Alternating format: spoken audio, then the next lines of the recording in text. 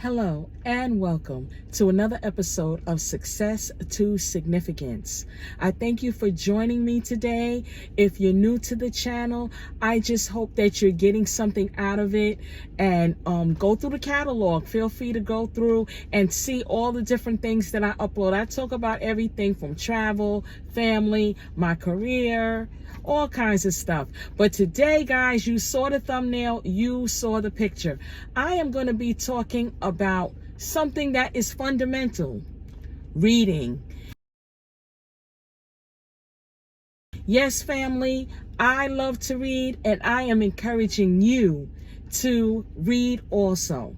You know, there was one of the things when my kids started dating and everything, I always encourage them to ask whoever they were dating, what is the last book that they read? You know, of course, a lot of people on my channel, you could say the Bible, you know, but we're not talking about the Bible or any study materials associated with that. We're talking about actual books. I personally love to read. Actually, my first job was in the New York Public Library.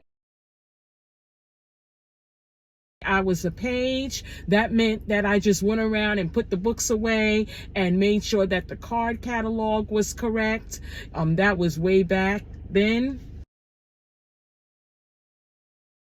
But I love the library. People think I'm a geek. You know, I know my library card number by heart. Every place that I have a residence, I actually have a library card for that state. I just love the library that much.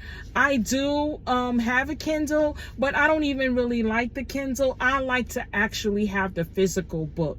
So I'm just encouraging you guys today, read.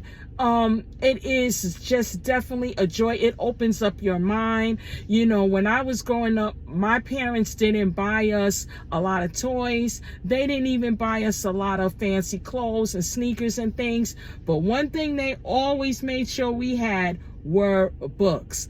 You remember, if you're my age, around my age, Gen Xer, you would know that the encyclopedia guy used to come to the house.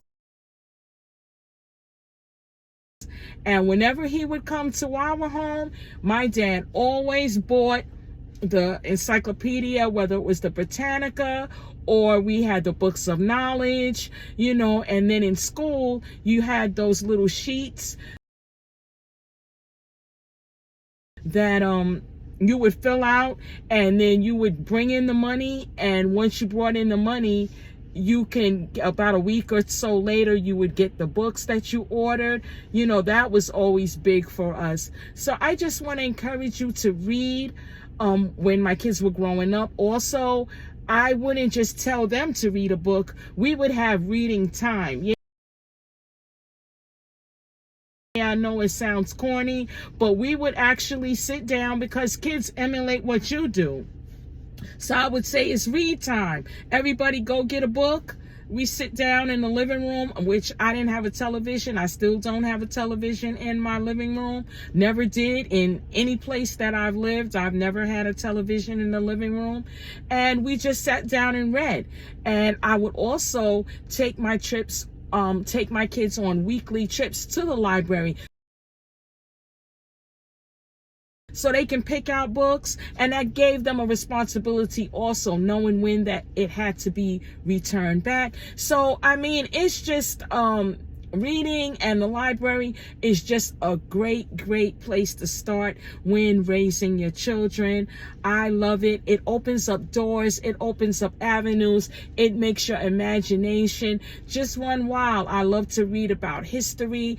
Actually, the book that I'm reading now is by Jacob Riis. It's called How the Other Side Lives. and it's about tenements in New York City.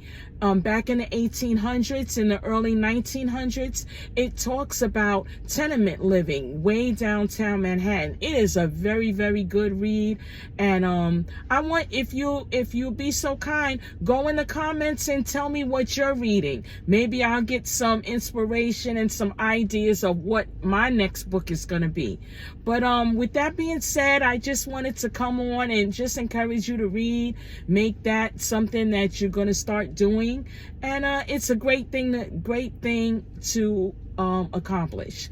So have a great day, have a great week, and I look forward to sharing with you again.